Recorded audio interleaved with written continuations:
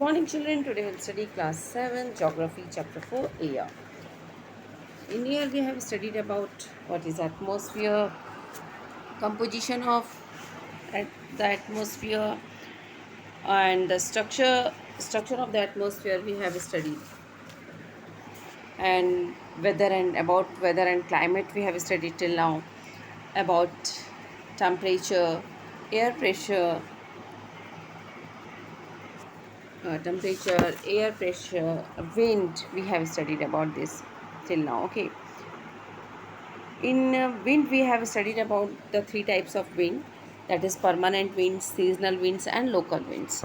In local winds, I have told you that examples are land breeze and sea breeze. Okay, now let me explain you what is sea breeze and land breeze. Okay, देखिए क्या होता है। अ, दिन के समय क्या होता है, देखिए आपकी जो ज़मीन रहती है ना, जो लैंड होता है वो बहुत जल्दी गर्म भी होता है और बहुत जल्दी ठंडा भी हो जाता है। तो और पानी जो है, वाटर जो है वो बहुत धीरे से गर्म होता है और बहुत देर तक गर्म रहता है, ठंडा भी जल्दी नहीं हो पाता है ना पानी। आपने देखा होगा कि यदि आपकी सुबह की टंकी में यदि पानी भर रहा है गर्मी के सीज़न में, तो देखिए वो रात भर तक वो गर्म पानी ही आता है, ठंडा नहीं हो पाता वो जल्दी से, है ना। तो सी ब्रीज़ क्या होता है, देखिए ये ज़मीन की सतह है ना, यहाँ ये क्या है, ज़मीन है। और जब यहाँ पर क्या होगा कि ज़मीन है, तो यह डे टाइम में क्या होगा, ये जल्दी गर्म हो जाएगा, है ना। 9 साढ़े 9 बजे भी मेरे ख्याल से वो बहुत जल्दी जो है अपन रोड में भी निकले तो पूरा तपने लगता है, हम रख नहीं पाते हैं पैर। तो ये डे टाइम में क्या होगा, ये बहुत जल्दी गर्म हो जाएगा ज़मीन की सतह। तो यहाँ पे आपको पता है कि air flows always from high pressure to low pressure, we know that. Okay, तो ज़मीन का जो सतह है वो क्या हो जाएगा, हीटअप हो जाएगा। और हीट होने की वजह से क्या होगा, जो यहाँ की हवाएं हैं जो यहाँ पर लो प्रेशर क्रिएट हो जाएगा, यहाँ पर क्या होगा, लो प्रेशर क्रिएट हो जाएगा।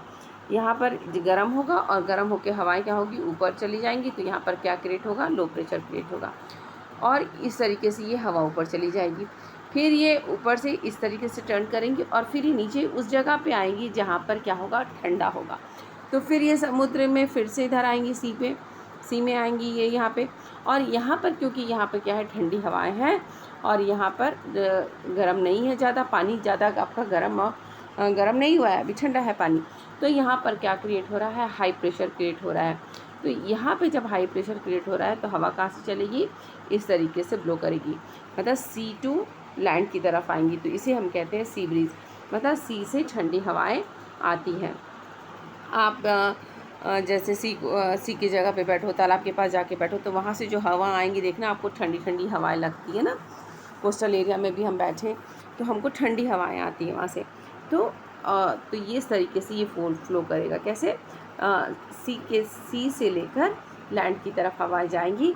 क्यों, air flows from high pressure to low pressure, तो ये इस तरीके से ये ब्लो करेगा, that is a sea breeze. अब यही लैंड ब्रीज अब क्या हो जाता है नाइट में, आपको पता है रात को अब क्या हो गया, ज़मीन अब ठंडी भी हो गई रात को। जितनी जल्दी वो गर्म हुआ था उतनी जल्दी यहाँ का ज़मीन का जो सतह है वो ठंडा भी हो गया। तो अब यहाँ पर क्या क्रिएट होगा, ठंडा हो गया तो यहाँ पर क्या क्रिएट होगा, हाई प्रेशर क्रिएट हो जाएगा। अब यहाँ से अब देखो, अब जो पानी जो तो दिन में जो गर्म हुआ पानी, धीरे धीरे धीरे गर्म हुआ, लेकिन वो अब तो ठंडा भी नहीं हो पाया। तो ठंडा नहीं होने की वजह से क्या हुआ, अब यहाँ से जो हवा उठेंगी वो यहाँ पर लो प्रेशर क्रिएट करेगी, है ना। ये गर्म जगह हो गई, तो यहाँ से हवा अब उठेंगी और यहाँ पर लो प्रेशर क्रिएट होगा और ये हवा इस तरफ से चलेंगी अब ये, है ना। तो हवाएं किस तरफ से आएंगी, high pressure to low pressure की तरफ से आएंगी अब, ठीक है। Always air flows from high pressure to, तो लैंड से अब हवाएं चलेंगी, तो लैंड टू इस तरफ हवाएं चलेंगी, तो that is a land breeze. Okay, high pressure to low pressure अब चलेंगी, ठीक है। तो ये था आपका ये वाला विंड वाला पार्ट। अब अभी हम देखेंगे मॉइस्चर क्या होता है, ठीक है। मॉइस्चर के बारे में पढ़ेंगे हम, और इसके बाद हम साइक्लोन के बारे में पढ़ेंगे, ठीक है।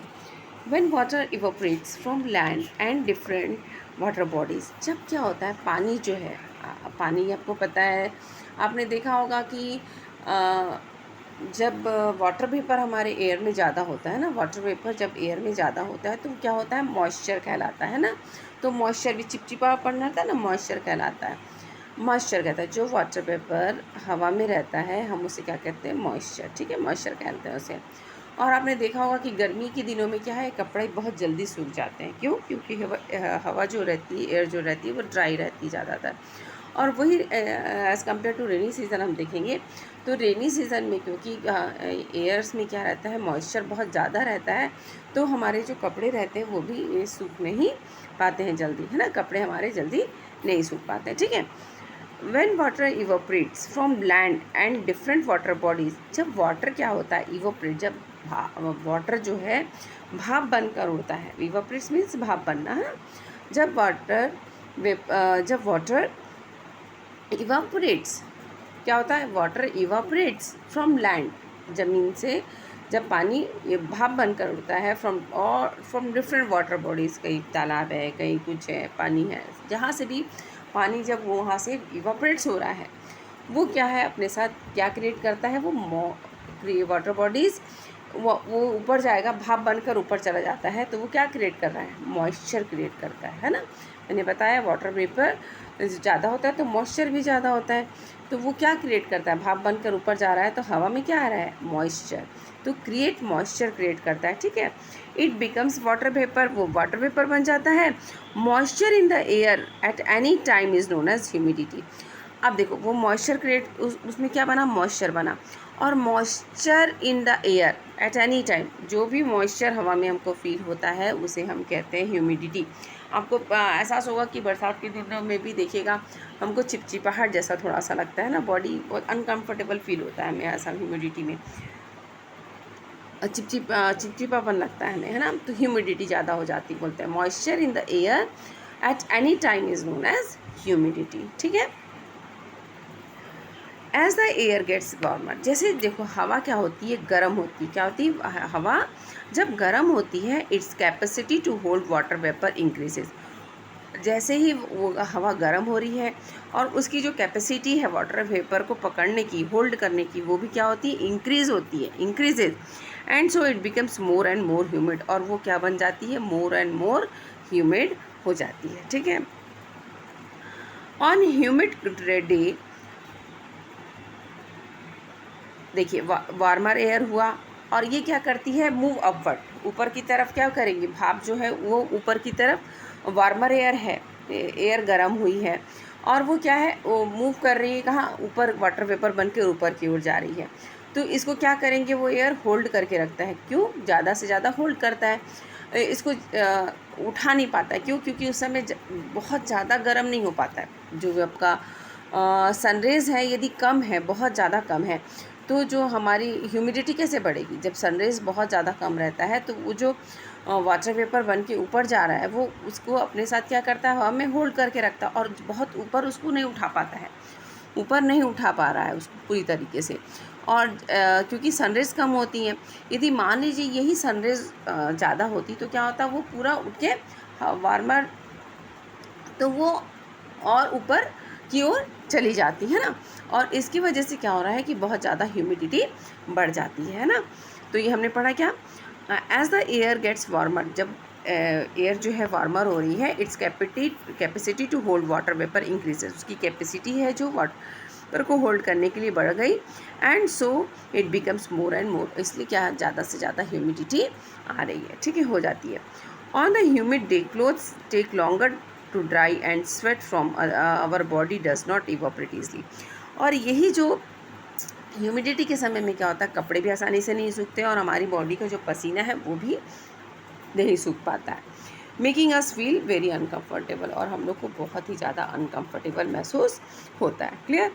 When the water vapour rises, अब देखिए जब वाटर वेपर भाप बनकर उड़ता है, ठीक है, it starts cooling the water vapours condense causing formation of droplets of water.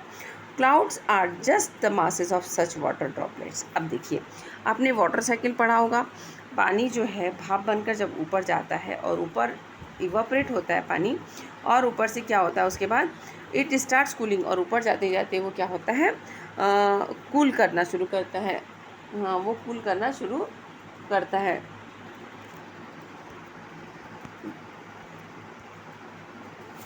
Sorry, पानी क्या होता है, वहाँ ओके, वाटर वेपर राइजेस, जब वाटर वेपर क्या होता है ऊपर उड़ता है और ऊपर जाते जाते क्या होता है वो कूलिंग स्टार्ट कर देता है, वो स्टार्ट ठंडा होना शुरू हो जाता है। ठंडा होने के बाद वो क्या होता है कंडेंसेशन हो जाता है ना, कंडेंस हो जाता है कौसी, और फिर उसमें क्या है पानी की बूंदों में वो चेंज हो जाता है, ड्रॉपलेट्स ऑफ वाटर के रूप में वो चेंज हो जाता है, फॉर्मेशन ऑफ वाटर ड्रॉपलेट्स। और वाटर ड्रॉपलेट्स मीन्स वो क्या बनाता है ऊपर में क्लाउड बना देता है, ठीक है। When these droplets of water become too heavy to float in the air, then they come down as a precipitation। और जब ये जो भाप बन के ऊपर गया, कंडेंसेशन हुआ, ऊपर में क्या वाटर ड्रॉपलेट्स बने, और जब ये वाटर ड्रॉपलेट्स धीरे धीरे धीरे धीरे धीरे करके सब एक साथ जॉइन हो जाते हैं तो क्या फॉर्म हो जाता है, क्लाउड बन जाता है। और जब ये जो वहाँ पे के जो ड्रॉपलेट्स ऑफ वाटर है इतने हैवी हो जाते हैं कि वो एयर में फ्लोट नहीं कर पाते हैं, तो वो क्या करते हैं, वो नीचे की ओर आते हैं, क्या बनकर, एज अ प्रेसिपिटेशन। ऐसा इस किस फॉर्म में आते हैं, as a form of precipitation. Precipitation means क्या होता है, प्रेसिपिटेशन जो ऊपर से नीचे की ओर आता है, गिरता है ना, जैसे जो प्रेसिपिटेट होता है ऊपर से नीचे की ओर गिरता है। तो jet planes flying in the sky leave a white trail behind them. The moisture from their engines condense. We see trails of this condensed moisture for some time when there is no air movement to disturb it. अब आपने देखा होगा jet planes वगैरह जाता है तो एक white रंग का पीछे से बहुत सारा हम लोग को उसका ट्रेल जैसा दिखता है ना, देखा है कि नहीं, ये देखा होगा आप लोगों ने। अच्छा देखिए, अब ये प्रेसिपिटेशन क्या होता है, प्रेसिपिटेशन क्या होता है, that comes down to the earth it in the liquid form is called rain. ये जो प्रेसिपिटेशन है ये कैसे किस फॉर्म में आता है, आप क्लाउड हो गए वहाँ पे, तो क्लाउड जब हैवी वहाँ एयर में फ्लोट नहीं कर पा रहे हैं तो वो नीचे आते हैं, किस फॉर्म में आते हैं, ऑब्वियसली रेन के फॉर्म में आते हैं। कभी कभी most of the ground water comes from rain water, और जो हमारे जो ग्राउंड में वाटर है वो बहुत सारे वाटर किस फॉर्म्स में हमें मिलते हैं, दैट इज़ किस फॉर्म में आते हैं हमारे पास, रेन वाटर के फॉर्म्स में आता है। प्लांट्स हेल्प, और प्लांट्स जो है, प्लांट्स हेल्प्स प्रिजर्व, और प्लांट्स जो है हेल्प करता है किसको क्या करने में, और वाटर को प्रिजर्व करने में हेल्प करता है प्लांट, ठीक है। और इम्पोर्टेंस ऑफ रेनफॉल में हम देख सकते हैं कि plants help to preserve the water. Plant क्या करता है, अब बोलोगे प्लांट कैसे प्रिजर्व करता है वाटर के लिए, और हमें बाढ़ आने से भी बचाता है, प्रिवेंट फ्रॉम फ्लड ऑल्सो। कैसे देखिएगा, मान लीजिए कि यहाँ ये माउंटेन है और यहाँ पर भी एक माउंटेन, इस माउंटेन में हमने क्या किए, बहुत सारे पौधे लगा दिए आपने, ठीक है। इस प्लांट में हमने क्या किए, माउंटेन में बहुत सारे पौधे लगे हैं।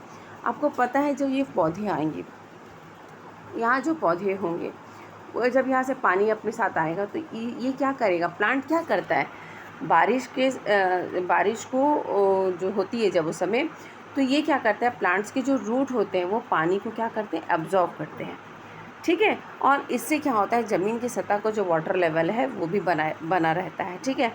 तो ये क्या करेगा, ये अपने साथ जो भी लाएगा तो ये प्लांट्स इसको एब्जॉर्ब कर लेगा, तो इतना ज़्यादा पानी नीचे की ओर नहीं आएगा। लेकिन अब मान लीजिए इस माउंटेन में तो कोई भी है ही नहीं है, प्लांट्स ही नहीं है, तो यहाँ से जो भी पानी आएगा वो सीधे फ्लो होकर नीचे आएगा, तो इससे क्या होगा, इससे फ्लड आने के चांसेस ज़्यादा रहेंगे। लेकिन यदि प्लांट लगा रहेगा तो उससे क्या होगा, वो पानी को अपने रूट्स क्या करेंगे प्लांट्स के, वो अपने पानी को एब्जॉर्ब कर लेंगे, तो इससे क्या होगा कि बाढ़ वगैरह नहीं आएगा, ठीक है। When trees on the hillsides are cut, rainwater flows down the bare mountains and can cause flooding of the low-lying area। वही बताया कि यदि पेड़ नहीं रहेंगे तो वो क्या बाढ़ क्रिएट हो सकता है। On the basis of the mechanism, there are 3 types of rainfall, और यहाँ पर 3 टाइप की रेनफॉल्स होते हैं, 3 टाइप्स ऑफ रेनफॉल है। तो वो कौन कौन से 3 टाइप्स ऑफ रेनफॉल है, फर्स्ट है आपका साइक्लोनिक रेनफॉल, और दूसरा है आपका relief orographic rainfall, and third is the conventional rainfall. Third है आपका कन्वेंशनल रेनफॉल, ठीक है। तो देखिए साइक्लोनिक रेनफॉल से हम क्या समझते हैं कि जो साइक्लोन के थ्रू से जब साइक्लोन आता है तो क्या होता है, कोस्टल एरिया में बारिश होगी, है ना। जब साइक्लोन आता है तो कोस्टल एरियाज़ में क्या होते हैं, बारिश होती हैं। और कोस्टल एरिया में तो बारिश होगी, लेकिन जैसे सेंट्रल स्टेट जैसे हमारे हैं, एमपी है, छत्तीसगढ़ है, यूपी, इधर भी बारिश होती है, ठीक है। तो कोल्ड डे, अब ये देखिए साइक्लोनिक रेनफॉल क्या होता है, जब कोल्ड एयर और वार्म एयर जहाँ मिलते हैं वहाँ पे साइक्लोनिक रेनफॉल होती है, ठीक है। देखिएगा अब यहाँ से देखिए कोल्ड एयर, ये देखिए ये कोल्ड एयर है ना। यहाँ से कोल्ड एयर जा रही है। जब कोल्ड एयर अपने साथ क्या है, कोल्ड एयर क्या लेके जा रही है अपने साथ, अपने साथ मॉइस्चर लेके जा रही है ना। मॉइस्चर लेके जा रही है और ये ऊपर जाएगा, और जब उसको वार्म एयर के साथ आएगा, वार्म एयर मॉइस्चर को क्या करेगी और ऊपर लेके जाएगी, है ना। लेके जाते हैं और वहाँ पे क्या फॉर्म होगा, वो क्लाउड के फॉर्म में आ जाएगी, और क्लाउड के फॉर्म में आने के बाद आपको पता है प्रेसिपिटेशन होने लगेगा। तो जहाँ पे ये कोल्ड एयर और वार्म एयर जहाँ पर मिलते हैं, that is a cyclonic rainfall होता है, ठीक है। वार्म एयर भी क्या कर रहा है, वहाँ पे मॉइस्चर को और ऊपर लेके जा रहा है ना, ऊपर उसको गर्म करके और ऊपर की ओर ले जा रहा है मॉइस्चर को। तो और यहाँ पे क्या होगा, फिर साइक्लोनिक रेनफॉल होगी। अब देखिए रिलीफ ओरियोग्राफिक रेनफॉल में क्या होता है, रिलीफ ओरियोग्राफिक रेनफॉल में हम देखते हैं कि जब आपका देखिए यहाँ से देखिएगा कि ये देखिए ये जो मॉइस्ट एयर है ना, यहाँ से जो हवा है ये मॉइस्ट एयर की ओर जा रही है। कहाँ जा रही है, मॉइस्ट एयर की तरफ जा रही है। देखिए ये जो हवाएं हैं यहाँ, इसके ये अपने साथ क्या लेकर जा रही है, मॉइस्चर लेकर आ रही हैं। यहाँ से जो हवाएं आ रही हैं वो अपने साथ मॉइस्चर लेकर आ रही हैं और आ रही हैं। इस एयर को पहाड़, अब इस एयर को कहाँ चढ़ना है, ये देखिए यहाँ से आ रही है और इस एयर को कहाँ चढ़ना है, अब ये पहाड़ चढ़ना है ना। तो इसको जब पहाड़ में चढ़ने के लिए क्या लगेगा, इसको एनर्जी की इसको एनर्जी लगेगी पहाड़ में चढ़ते वक्त, है ना। और नीचे से जो नीचे से जो ये हीट एब्जॉर्व करेगा, है ना, ये इसको पहाड़ चढ़ने के लिए अब एनर्जी की ज़रूरत है, और यहाँ नीचे से इसको क्या मिलेगा, हीट मिलेगा। तो जो नीचे से हीट एब्जॉर्व करेगी, उस एनर्जी के चलते क्या होगा, वो मॉइस्चर ऊपर जाके क्या हो जाएंगी, कंडेंस होने लगेंगी। और ऊपर का टेम्परेचर क्या, और आपको पता है कि ऊपर का टेम्परेचर क्या होता है, कम होता है। तो ऊपर का टेम्परेचर जब कम होने लगेगा और कम होने लगेगा तो क्या होगा, वाटर वेपर क्या हो जाएगा, यहाँ पर क्लाउड्स के फॉर्म में आ जाएंगे, और क्लाउड्स फिर वाटर ड्रॉपलेट्स के फॉर्म में नीचे आने लगेगा। Means that is a relief orographic rainfall, ठीक है।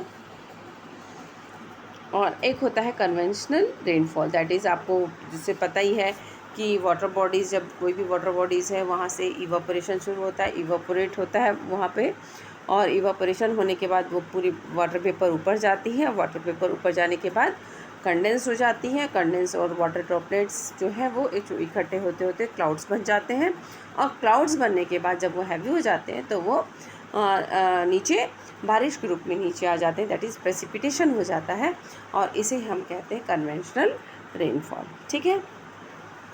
तो ये 3 प्रकार के हमने रेनफॉल देखी, ठीक है। अब हम देखते हैं यहाँ पे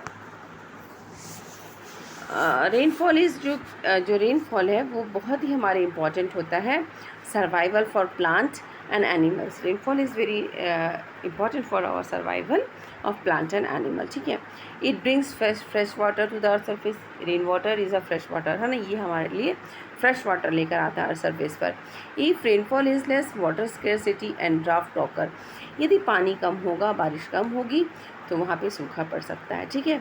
on the other hand if it is more floods take place, अरे यदि यही बारिश बहुत ज़्यादा होने लगेगी तो बाढ़ भी आ जाती है, ठीक है। और ये ज़रूरी नहीं है कि पानी के रूप में ही आता, आपने देखा होगा स्नोफॉल भी होता है, हेल स्टॉर्म भी होता है ना। अब हम देखते हैं एक एग्जांपल है, यहाँ पर एक काफ़ी में केस स्टडी दिया हुआ है साइक्लोन का, तो इसको हम पढ़ लेते हैं। साइक्लोन्स नेचर्स फरी, मतलब नेचर्स का जो आक्रोश बोलना चाहिए है, गुस्सा, आक्रोश उसको कहते हैं ऊपर। Orissa located on the eastern sea coast of India is a prone to cyclones that originate in the Bay of Bengal. Orissa कहाँ है, हमारा ईस्टर्न पार्ट में लोकेट है, देखिएगा, मैं दिखाती हूँ आपको।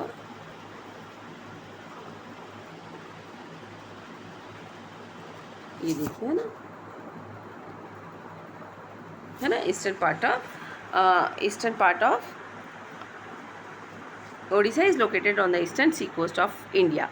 It's is prone to cyclone that originate in the Bay of Bengal. यहाँ Bay of Bengal है, यहाँ देखिए उड़ीसा। ऑन 17-18 अक्टूबर 17-18 अक्टूबर 1999 की बात है। Cyclone hit 5 districts of the state. जो साइक्लोन था उसने 5 डिस्ट्रिक्ट जो स्टेट थे वहाँ के उसको हिट किया। Another super cyclone awkward on the 29, और उसके बाद फिर से एक सुपर साइक्लोन आया जो जो जो कि आया 29 अक्टूबर 1999 को आया। That devastated large portion of the state. और इससे क्या हुआ, उसमें तो 4-5 ही डिस्ट्रिक्ट को इफेक्ट हुआ था, लेकिन ये जो आया था सुपर साइक्लोन इसमें बहुत डिवास्टेटेड मीन्स बहुत ज़्यादा ही डिस्ट्रॉय हुआ, लार्ज पोर्शन ऑफ स्टेट्स में डिस्ट्रॉय हुआ। The damage caused we are mainly due to the 3 factors. और जो डैमेजेस होते थे वो मेनली 3 कारणों से होते थे। दैट इज़ आपका विंड वेलोसिटी, तेज़ हवाएं, आपकी रेन और टाइडल सर्च की वजह से। टाइडल सर्च क्या बोल सकते हैं, जो समुद्र का जो पानी जब ऊपर उठता है, समुद्र में जो पानी है जब ऊपर उठता है तो क्या होता है, उसे हम टाइडल सर्च कहते हैं। ठीक है, टाइडल, ये हम आने वाले चैप्टर वाटर में बहुत अच्छे डिटेल से पढ़ेंगे इसको। ठीक है, अभी इतना समझिए कि समुद्र में का जो पानी है जब वो ऊपर की तरफ उठता है उसे हम कहते हैं टाइडल सर्च। ठीक है, तो किस किस कारण से हो जाता है, विंड और रेन और टाइडल सर्च के कारण ये बहुत ज़्यादा डिस्ट्रक्शन हो जाता है, डैमेज हो जाता है। The wind of up to 260 kilometre per hour lasted for over 36 hour. जो हवाएं जो चल रही थी वो 260 किलोमीटर पर आवर चल रही थी और फॉर ओवर 36 आवर्स के लिए सोचो इतनी तेज़ हवाएं चल रही थी। 36 आवर्स के लिए इतनी तेज़ हवाएं चल रही थी। ठीक है, this high velocity winds uprooted trees and damage the कच्चा हाउस। ये जो इतनी तेज़ हवाएं चल रही थी इसने क्या किया, पेड़ों को भी उखाड़ दिया, जो कच्चा हाउस बना हुआ था सब उसको भी डिस्ट्रॉय कर दिया। Roof tops of the several industrial sheets and other houses wear also blown away. जो रूफ टॉप होता है, जो छतें होती हैं इंडस्ट्रीज़ वगैरह की, वो भी तक उड़ गई। सोचो, power supply and the telecom lines snapped completely. और जो पावर सप्लाई था, बिजली था, टेलीफोन कनेक्शंस जो थे सारे कट गए थे। Heavy rainfall occurred under the influence of the cyclone for the 3 days continuously. 3 दिन तक लगातार ऐसा रहा। This rains led to the flooding in the major areas of. और इससे क्या हुआ कि पूरे जगह पे, जो बहुत सी जगह पे उड़ीसा में क्या हो गई, बाढ़ आ गई। The cyclonic winds cause tidal waves that swept 20 kilometre inland and brought a massive destruction to the coastal area। बहुत बड़ा डिस्ट्रक्शन हुआ।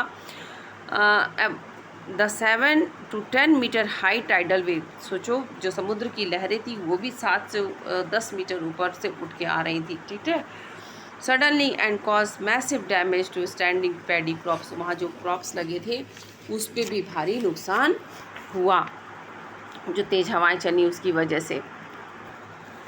ठीक है, और देखिए क्या बता रहा है, the cyclone originated as a depression in the gulf of Thailand near the coast of port Blair on 25th October 1999 and gradually moved in the northwestward direction.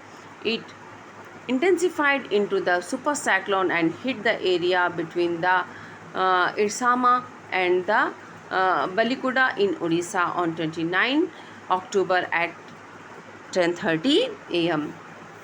ये देखिए, ये आपको यहाँ से दिखाती हूँ मैं, ये वाली पिक्चर पे आपको समझ में आएगा। ये देखिए, है ना, ये देखिए कि यहाँ से आया ये पूरा साइक्लोन जो बताया मैंने। Cyclone originated as depression in the gulf of Thailand में आया और ये कहाँ मूव किया, 25 अक्टूबर को यहाँ पर आया। उसके बाद ये मूव करते करते सीधे ये उड़ीसा तरफ आ गया, है ना, इरसामा और बलिकुडा इन उड़ीसा 29 अक्टूबर 10:30 AM में ये यहाँ पे स्ट्राइक किया। ऐसा लग रहा था वो इंडिया का ही पता पूछ के सीधे इंडिया में ही आया है ना, यहाँ से वहाँ गया। सोचो, ये है आपका पिक्चर इसका, ठीक है। आपको अभी बताती हूँ साइक्लोन होता क्या है, तो आपको और क्लियर हो जाएगा। अभी उड़ीसा का जो केस स्टडी था ये हम पढ़ ले रहे हैं पहले, है ना। अब देखिए, the super cyclone swept entire coast of Orissa, including the cities of Bhubaneswar and Cuttack at the 28 coastal towns। सोचो कितना डिस्ट्रक्शन हुआ वहाँ पे, है ना। About 13 million people were affected। 13 million लोगों को अफेक्ट हुआ इस चीज़ से। A large number of live stocks where killed. बहुत सोचो, लाइव स्टॉक मतलब कितने लोग मर गए इस चीज़ में, है ना। Standing crops of paddy, vegetables and fruits VR heavily damage. जो अनाज थे, पैडी लगी हुई थी, वेजिटेबल्स थे, फ्रूट्स थे, उसका भी बहुत बड़ा भारी नुकसान हुआ। Due to hills siltation caused by the tidal surge, large tracts of the agricultural land have turned infertile। अब देखिए क्या हुआ। अब जो समुद्र का पानी जो है, आपको पता है समुद्र का पानी कैसा रहता है, खारा रहता है। अब वो क्या हुआ, इतना पानी इधर आया कि और वो जो क्या हुआ, नीचे ज़मीन की सतह पे एब्जॉर्ब हुआ। तो जो नमक वाला पानी है उससे क्या हुआ कि जो फर्टाइल लैंड थे वो भी इनफर्टाइल हो गए। लैंड जो है अब नमक वाला हो गया, क्योंकि वहाँ से क्या आया, खारा पानी आया ना। अच्छा पानी तो नहीं था, वो समुद्र का पानी पूरा इधर आ रहा था, वो खारा पानी था। और उसकी वजह से क्या हुआ, उस खारे पानी की वजह से जो लैंड थे बहुत सारे इनफर्टाइल हो गए थे। Large tracts of salt, teak, bamboo plantation have disappeared.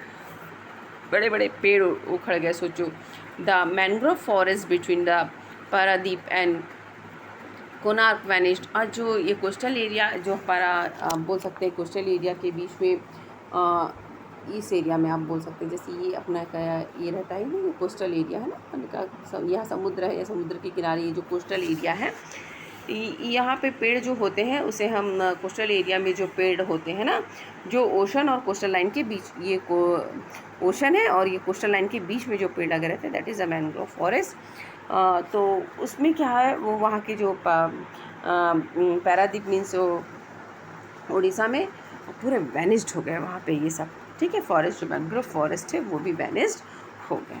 अब आपसे कोई पूछे कि व्हाट इज़ साइक्लोन, साइक्लोन होता क्या है जो इतना तबाही मचाई, इतना सारा डिस्ट्रक्शन कर दिया इसने, सब का डैमेज हो गया, क्या हुआ, तो साइक्लोन होता क्या आखिर। तो साइक्लोन क्या होता है, देखिए मैं बताती हूँ आपको। इस तरीके से ये दिख रहा है आपको, गोल गोल, इस तरीके से गोल गोल चक्रवात दिख रहा है, ये देखिए गोल गोल सा सर्कुलेटरी दिख रहा है ना। तो हम इसका डेफिनेशन हम कैसे बोल सकते हैं, cyclic movement of the wind in the ocean cause due to the different air pressure. जो साइक्लिक मूवमेंट होती है, कहाँ की, हवा की, movement of the wind in ocean में जो साइक्लिक विंड मूवमेंट होती है विंड की, कॉज ड्यू टू बहुत सारे एयर प्रेशर के कारण, हाँ, कॉजिंग ह्यूज डिवास्टेशन, बहुत सारे ह्यूज डिवास्टेशन हो जाता है। लाइक किसकी वजह से, स्ट्रॉम की वजह से, विंड वेलोसिटी के कारण से, रेन की वजह से। और ये सर्कुलेटरी फॉर्म में होता है, साइक्लिक फॉर्म में, है ना, साइक्लिक फॉर्म में गोल गोल गोल गोल गोल होता है। तो इसे हम कहते हैं साइक्लोन। देखो, सर्कुलेटरी विंड्स ओशन में ओरिजिनेट होती है। जो सर्कुलेटरी विंड्स मतलब ये गोल गोल घूमने वाली, है ना, इस तरीके से सर्कुलेटरी विंड्स जो है ओशन में ओरिजिनेट होती हैं। और जब ये लैंड से टकराती हैं तो डिस्ट्रक्शन क्रिएट करती हैं, बहुत ही डैमेज क्रिएट करती हैं। और मतलब यदि रेनफॉल वगैरह भी बहुत ज़्यादा हो जाता है ना, रेनफॉल के बाद ही डिस्ट्रक्शंस वगैरह शुरू हो जाता। सोचिए यहाँ पे इतना ज़्यादा, आप जैसे देखिएगा, ये इस एग्जांपल से समझाती हूँ कैसे आता साइक्लोन। देखिए, अब ये देखिए यहाँ पे जो है, ये देखिए ये एरिया है, ये तीनों साइड से आप बोलिए कि पानी से वाटर बॉडी जो है सराउंडेड बाय लैंड, 3 साइड्स, है ना। ये पानी से, यहाँ देखिए पानी से है, यहाँ सब पानी पानी है ना, यहाँ भी लैंड है, यहाँ भी लैंड है, यहाँ भी लैंड आपको दिख रहा है ना। ये देखिए ये जो वाटर बॉडीज है सराउंडेड बाय 3 साइड्स, अब यहाँ भी लैंड, यहाँ भी लैंड, यहाँ भी लैंड है आपका, है ना। ये म्यांमार में लैंड है, इधर भी लैंड है, इधर भी लैंड है। तो अब यहाँ पे क्या हो रहा है, जब यहाँ पे क्या हो रहा है, पानी क्या हो रहा है, हीट होके क्या हो रहा है, यहाँ पे लो प्रेशर क्रिएट कर दे रहा है पानी, ठीक है। तो ये किस तरीके से फॉर्म में आता है, साइक्लोन में क्या होता है, ये इस तरीके से गोला फॉर्म में आया और यहाँ पर ये क्या हुआ, लो प्रेशर क्रिएट कर रहा है और यहाँ पर ये लैंड है, यहाँ पर हाई प्रेशर क्रिएट हो रहा है, यहाँ पे हाई प्रेशर क्रिएट हो रहा है, यहाँ पर भी हाई प्रेशर क्रिएट हो रहा है। तो तीनों जगह से हाई प्रेशर क्रिएट हो रहा है और ये जो हवाएं चल रही इधर से इसको दबाव इधर से मिल रहा है, इधर से सब तरफ से इसको क्या मिल रहा है, तीनों तरफ से इसको प्रेशर मिल रहा है ना। तो अब ये कैसे, तीनों तरफ से विंड आ रही है और विंड यहाँ पर क्या होती है, एक सर्कुलेटरी पाथ बना लेती है, गोल चक्र जैसा बना लेती है, ठीक है, सर्कुलेटरी पाथ बना लेती है और ये जाकर जब ये ज़मीन की सतह से टकराती है तो फिर हमारा साइक्लोन आता है, ठीक है। तो ये था, ये इसमें हमने इस वीडियो में इतना सीखा। अब इसके नेक्स्ट जो वीडियो है हम इसमें आपको पूरा जो आपका डू यू नो का फैक्ट आपके बुक में जितना भी दिया है उसको एक्सप्लेन करेंगे।